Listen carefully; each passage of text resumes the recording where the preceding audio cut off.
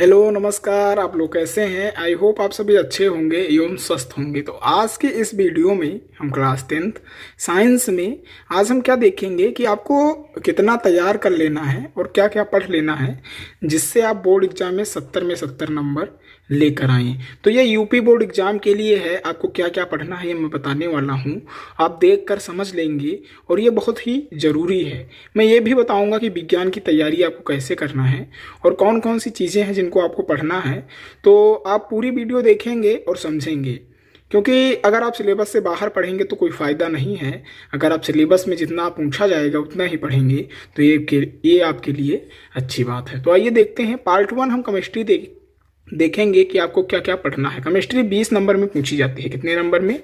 20 number में chemistry पूछी जाएगी और इसमें टोटल 5 या 4 चैप्टर हैं जिनको हमें पढ़ना है। तो आइए देखते हैं। केमिस्ट्री में जो हमारा पहला चैप्टर है वो है चैप्टर 1 रासायनिक अपक्रियाएं एवं समीकरण। इसको मैंने पढ़ा दिया है। अगर आपने अभी तक नहीं देखा है तो आप हमारे चैनल पर जाएंगे और प्लेलिस्ट वाले सेक्शन में क्लास 10th साइंस चैप्टर 1 करके प्लेलिस्ट है जिसमें रासायनिक अपक्रियाएं एवं समीकरण का पूरा जो लेक्चर है वो रिकॉर्ड है, आप वहाँ पे देख लेंगे। तो हम देखेंगे क्या बेटा, देखेंगे कि आपको क्या पढ़ लेना है। रासायनिक अपक्रियाएं एवं समीकरण जो चैप्टर है उसमें आपको कितना पढ़ना है और वही बोर्ड एग्जाम में पूछा जाएगा। तो पहला है रासायनिक समीकरण। आपको ये पढ़ लेना है कि रासायनिक समीकरण क्या है, संतुलित रासायनिक समीकरण क्या है, इसको पढ़ लेना है। संतुलित रासायनिक समीकरण का तात्पर्य क्या है, क्या क्या पढ़ना है बेटा, रासायनिक समीकरण पढ़ना है, संतुलित रासायनिक समीकरण पढ़ लेना है और संतुलित रासायनिक समीकरण का क्या तात्पर्य है ये पढ़ लेना है। साथ में संतुलित रासायनिक अपक्रियाओं के प्रकार भी पढ़ना है। क्या पढ़ना है? संतुलित रासायनिक अपक्रियाओं के प्रकार। ये सब मैंने पढ़ा दिया है, आप वीडियो देख लेंगे, प्लेलिस्ट में है। पहला जो अपक्रिया है वह संयोजन अपक्रिया पढ़ना है, विस्थापन अपक्रिया, अवक्षेपण अपक्रिया, अपघटन या वियोजन अपक्रिया, द्विविस्थापन अपक्रिया, इन 5 अपक्रियाओं को पढ़ना है। ये आपके सिलेबस में है। ये यूपी बोर्ड के लिए सिलेबस है। अगर आप किसी और स्टेट बोर्ड से हैं तो आप अपने बोर्ड का जो सिलेबस है वो जो ऑफिशियल वेबसाइट है आपके बोर्ड की उस पर दी रहती है, आप वहाँ से डाउनलोड कर लेंगे। तो चौथा है उदासीनीकरण, अपचयन, उपचयन अपक्रिया आपको पढ़ लेना है। ये भी मैंने पढ़ा दिया है। इसमें से उपचयन और अपचयन अपक्रिया जो है वो बहुत ही महत्वपूर्ण है, आप उसे जरूर पढ़ें। इसी को हम, जब उपचयन और अपचयन की अपक्रिया होती है उसी को हम रेडॉक्स अपक्रिया कहते हैं, तो वो भी बहुत महत्वपूर्ण है। आई होप आप समझ गए होंगे कि जो चैप्टर 1 रासायनिक अपक्रियाएं एवं समीकरण है उसमें क्या पढ़ना है। अब हम अगला चैप्टर देखते हैं, चैप्टर 2 अम्ल, क्षार एवं लवण। इसमें आपको क्या पढ़ना है ये मैं बताने वाला हूँ। इस पार्ट को भी मैंने पढ़ा दिया है। अगर आप अभी तक नहीं देखे हैं तो चैनल पे प्लेलिस्ट है, आप वहाँ से देख सकते हैं। इसमें क्या पढ़ना है? अम्ल, क्षार तथा लवण की परिभाषाएं पढ़नी है। क्या पढ़ना है? अम्ल, क्षार तथा लवण की जो परिभाषाएं हैं उनको आपको पढ़ना है। सामान्य गुणधर्म, इनके भौतिक गुण एवं रासायनिक गुणधर्म भी पढ़ने हैं, साथ में इसके उपयोग और उदाहरण भी पढ़ने हैं। तीसरा क्या पढ़ना है? पीएच मान क्या है और दैनिक जीवन में उसका महत्व क्या है। ये सब मैंने पढ़ा दिया है, आप वीडियो देख लेंगे। तो पीएच मान जो है उसको आप पढ़ लेंगे, साथ में उसके महत्व को भी समझ लेंगे। सामान्य लवण, सोडियम हाइड्रोक्साइड, इसके बारे में मैंने पढ़ा दिया। विरंजक चूर्ण, इसके बारे में भी पढ़ा दिया है। Baking soda, Dhawan soda, plaster of Paris के निर्माण की विधि तथा उपयोग आप समझेंगे। क्या समझेंगे? जो कुछ सामान्य लवण हैं उनके बारे में आप जानेंगे, उनके रासायनिक सूत्र, रासायनिक नाम और क्या कहते हैं उसके निर्माण की विधि तथा उपयोग, ये इतना आप समझ लेंगे। आगे देखते हैं। आगे चैप्टर 3 हमें देखना है, चैप्टर 2 उतना ही पढ़ना था। धातु एवं अधातु, चैप्टर का क्या नाम है? धातु एवं अधातु। आप याद रखें जो ये 4 पार्ट दिए हुए हैं, पहला पार्ट है रासायनिक अपक्रियाएं एवं समीकरण, अम्ल, क्षार तथा लवण, साथ में धातु एवं अधातु और कार्बनिक यौगिक। ये जो 4 पार्ट हैं ये केमिस्ट्री के हैं और केमिस्ट्री जो है आपके 20 नंबर में पूछी जाएगी। अगर आप ये 4 पार्ट तैयार कर लेंगे, हमसे जुड़े रहेंगे, तो मैं बहुत ही जल्द आपके ये जो 4 पार्ट हैं उनको तैयार करवा दूंगा। इनमें से 2, पहला जो है रासायनिक अपक्रियाएं एवं समीकरण उनको तैयार करवा दिया है, दूसरा जो है अम्ल, क्षार तथा लवण वो भी तैयार हो गया। अब तीसरा पार्ट जल्द ही पढ़ाने वाला हूं। तो आप क्या करेंगे, इसमें सिलेबस आप देख लेंगे और सिलेबस के अकॉर्डिंग ही तैयारी करेंगे। पहला है धातु और अधातु के गुणधर्म। क्या पढ़ना है आपको? धातु एवं अधातु के गुणधर्म पढ़ना है, इनके फिजिकल प्रॉपर्टीज और केमिकल प्रॉपर्टीज को देखना है। साथ में आयनिक यौगिकों का गुणधर्म भी तथा निर्माण देखना है। जो आयनिक यौगिक होते हैं उनके भी फिजिकल प्रॉपर्टीज और केमिकल प्रॉपर्टीज देखनी है तथा उसके जो निर्माण की विधि है वो भी देखनी है। सक्रियता श्रेणी क्या है इसको भी आपको पढ़ लेना है, ये बोर्ड एग्जाम की दृष्टि से महत्वपूर्ण है। दूसरा है धातुकर्म की आधारभूत विधियां, संक्षारण तथा निवारण, इनको भी आपको पढ़ लेना है। मैं इसकी तैयारी करवाऊंगा, आप परेशान नहीं होंगे। अगर आप इसका पीडीएफ चाहते हैं तो आप टेलीग्राम चैनल कुशांक ऑनलाइन क्लासेस को ज्वाइन कर सकते हैं। और अगर किसी भी प्रकार का कोई क्वेश्चन है तो आप कमेंट में पूछ सकते हैं, या फिर आप हमें कुशांक ऑनलाइन क्लासेस करके इंस्टाग्राम पे अकाउंट है, वहाँ पे आप फॉलो कर सकते हैं और वहाँ पे मैसेज कर सकते हैं। चैप्टर 4 हम देखेंगे कार्बनिक यौगिक। क्या देखेंगे बेटा? कार्बनिक यौगिक में आपको क्या क्या पढ़ना है वो हम देखेंगे। पहला क्या पढ़ना है? कार्बनिक यौगिकों में सहसंयोजी आबंध पढ़ना है। फिर क्या पढ़ना है? कार्बन की प्रकृति, कार्बन का जो नेचर है उसको पढ़ना है। समजातीय श्रेणी, ये बहुत इंपॉर्टेंट है, इसको मैं पढ़ाऊंगा। और दूसरा क्या है? प्रत्यारात्मक समूह वाले कार्बनिक यौगिकों, क्या इनको पढ़ना है? प्रकार्यात्मक जो समूह हैं उनके कार्बनिक यौगिक जो हाइड्रोजन है, एल्कोहल है, कीटोन, एल्डिहाइड, एल्केन, एल्काइन, इन पांचों को मैं पढ़ाऊंगा जल्द ही, आप परेशान ना हो।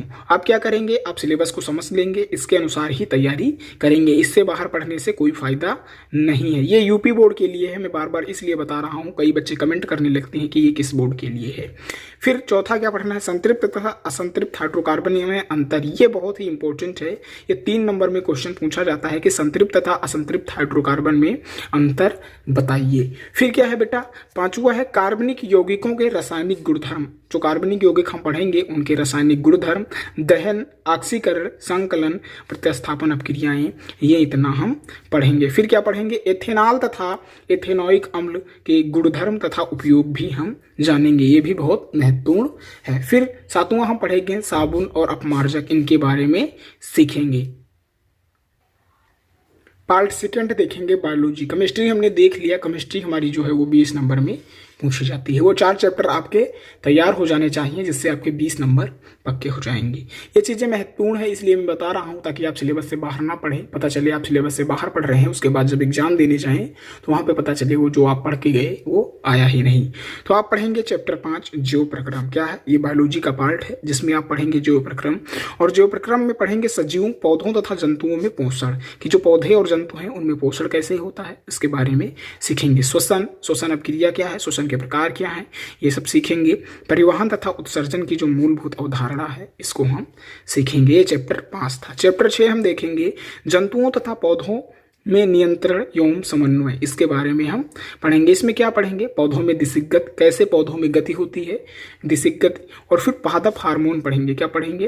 पादप हार्मोन पढ़ेंगे। जंतुओं में नियंत्रण एवं समन्वय भी पढ़ेंगे। साथ में तंत्रिका तंत्र और ऐच्छिक पेशियों के बारे में पढ़ेंगे। अनैच्छिक पेशियां और ऐच्छिक पेशियों के बारे में हम जानेंगे। साथ में प्रत्यावर्ती क्रिया क्या है उसके बारे में भी जानेंगे। साथ में रासायनिक समन्वय और जंतुओं में जो हार्मोन है उनके बारे में भी जानेंगे। बहुत ही महत्वपूर्ण चैप्टर है, बायोलॉजी में आपकी तैयार करवा दूंगा, आप परेशान ना हो। अगर आप चैनल पर नए हैं तो चैनल को सब्सक्राइब कर लें, क्योंकि यहाँ पे हिंदी मीडियम के लिए क्वालिटी कंटेंट क्लास 10th के लिए प्रोवाइड कराया जाता है। आइए देखते हैं चैप्टर 7 हमें क्या पढ़ना है। प्रजनन पढ़ना है। क्या पढ़ना है? प्रजनन, जिसे हम अंग्रेजी में रिप्रोडक्शन कहते हैं। तो प्रजनन के बारे में हम क्या पढ़ेंगे? जंतुओं तथा पौधों में प्रजनन किस प्रकार होता है उसके पढ़ेंगे। लैंगिक तथा अलैंगिक प्रजनन के बारे में पढ़ेंगे। इसमें क्वेश्चन ये बनता है कि लैंगिक तथा अलैंगिक में अंतर बताइए, या अलैंगिक और अलैंगिक की परिभाषा दीजिए। इस तरह से ये क्वेश्चन पूछा जाएगा। और 3 नंबर का लैंगिक तथा अलैंगिक जनन की परिभाषा या लैंगिक तथा अलैंगिक जनन में अंतर क्या है ये पूछा जा सकता है। तो इसको आप जरूर तैयार कर लें, मैं करवाऊंगा, परेशान ना हूँ।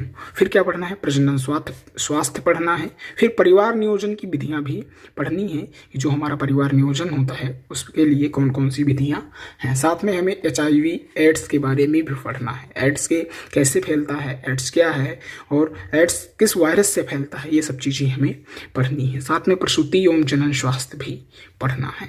फिर चैप्टर 8 हम पढ़ेंगे अनुवांशिकता। क्या पढ़ेंगे? अनुवांशिकता, ये भी बहुत महत्वपूर्ण है। अनुवांशिकता में हम क्या बेटा देखेंगे? अनुवांशिकता में हम अनुवांशिकता देखेंगे, मेंडल के योगदान देखेंगे, लक्षणों की वंशागति के नियम, मेंडल के जितने भी नियम हैं उनके बारे में हम सीखेंगे। लिंग निर्धारण किस प्रकार किया जाता है ये भी देखेंगे, और विकास की मूलभूत संकल्पना भी देखेंगे। आई होप आप समझ गए होंगे कि अनुवांशिकता में क्या पढ़ना है। पार्ट 3 हम फिजिक्स में देखेंगे कि आपको फिजिक्स में क्या क्या पढ़ना है। फिजिक्स टोटल 25 नंबर में पूछा जाता है। पहला जो चैप्टर है फिजिक्स में, या कह सकते हैं जो 9th चैप्टर है, वो है प्रकाश, परावर्तन तथा अपवर्तन। इसमें आपको क्या क्या पढ़ना है ये आप देखेंगे। ये चैप्टर बहुत ही इंपॉर्टेंट है, इसमें से क्वेश्चन ज़्यादातर बनते हैं फिजिक्स में। पहला है प्रकाश का परावर्तन क्या है, ये पढ़ना है। गोलीय दर्पण द्वारा प्रतिबिंब बनना, इसको पढ़ना है आपको। फिर वक्रता केंद्र, मुख्य अक्ष, मुख्य फोकस, फोकस दूरी, दर्पण सूत्र और आवर्धन क्या है, इसके बारे में आपको जानकारी लेनी है। फिर चौथा अपवर्तन तथा उसके नियम भी पढ़ने हैं कि अपवर्तन क्या होता है और उसके कितने नियम होते हैं और वह क्या होता है। अपवर्तनांक पढ़ना है। फिर छठा पढ़ना है गोलीय लेंसों द्वारा अपवर्तन, गोलीय लेंसों द्वारा प्रतिबिंब का बनना क्या है, ये भी आप देखेंगे और पढ़ेंगे। लेंसों द्वारा प्रतिबिंब का बनने के नियम भी आप सीखेंगे, तो ये बहुत ही इंपॉर्टेंट है, आप इसे जरूर पढ़ेंगे और मैं आपको पढ़ाऊंगा।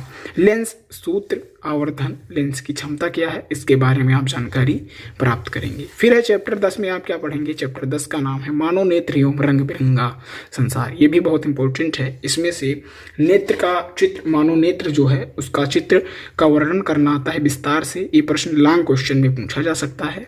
दूर दृष्टि दोष या निकट दृष्टि दोष का निवारण भी पूछा जा सकता है। तो पहला है मानव नेत्र में लेंस का क्या कार्य है, ये आपको बताना है। दृष्टि दोष का निवारण किस प्रकार किया जाता है, ये आपको पढ़ना है। गोलीय दर्पण तथा लेंसों के प्रयोग सीखने हैं। प्रिज्म द्वारा जो प्रकाश का अपवर्तन, प्रकाश का विक्षेपण होता है, उसको आपको पढ़ना है। प्रकाश का प्रकीर्णन तथा दैनिक जीवन में जो प्रकाश प्रकीर्णन है उसका क्या महत्व है, उसको भी सीखना है। आगे देखेंगे। आगे चैप्टर 11 है वैद्युत। वैद्युत भी बहुत ही इंपॉर्टेंट है। तो इसमें हम सबसे पहले क्या पढ़ेंगे, विद्युत धारा पढ़ेंगे, विभवांतर तथा विद्युत धारा ये भी पढ़ेंगे। और क्या पढ़ेंगे, ओम का नियम, ये बहुत ही इंपॉर्टेंट है। ओम का नियम पूछा जा सकता है। प्रतिरोध तथा प्रतिरोधकता भी पूछी जा सकती है, इसको मैं पढ़ाऊंगा जल्दी ही।